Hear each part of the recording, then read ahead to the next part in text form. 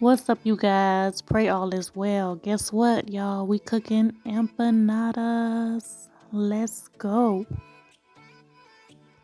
So yeah, you guys, this is the recipe that I'm following. I got this off of Google. So I'm gonna put the link down below and you can just follow it. But the only thing I didn't follow it correctly was the lard. I only did 3 tablespoons of lard instead of the half cup of lard, but everything else was the same.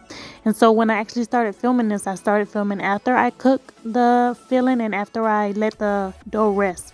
So now I'm rolling out the dough and I'm doing one with cheese and one without cheese, and this is the one without cheese, and I'm just doing like a wrap around to seal this one.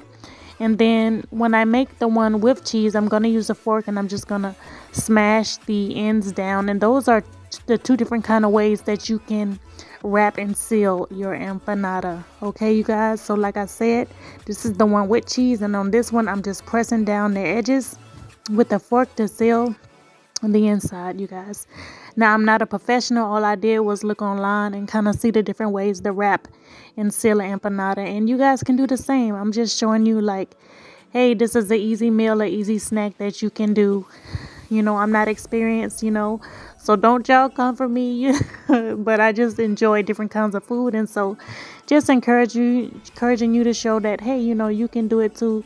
These recipes are easy to follow, and I think the shell for the empanada is good to go with even desserts. So if you want to use the same recipe and then use like an apple filling to make like an apple pie or something like that, you can do it the same. So this was a really good shell, and it fried very well, and it was crispy, and it wasn't too soft or overwhelmed with shortening, because I cut down the shortening inside my dough. But this is just an example.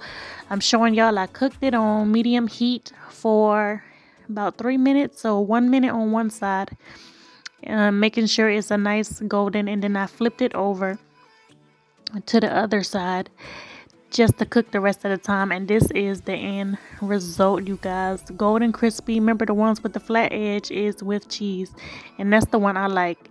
So this is just the salsa. I came it all slow. This is the salsa that I'm using to dip my empanada, and I'm just pouring it in my little side container here, and this is how I'm plating it, you guys.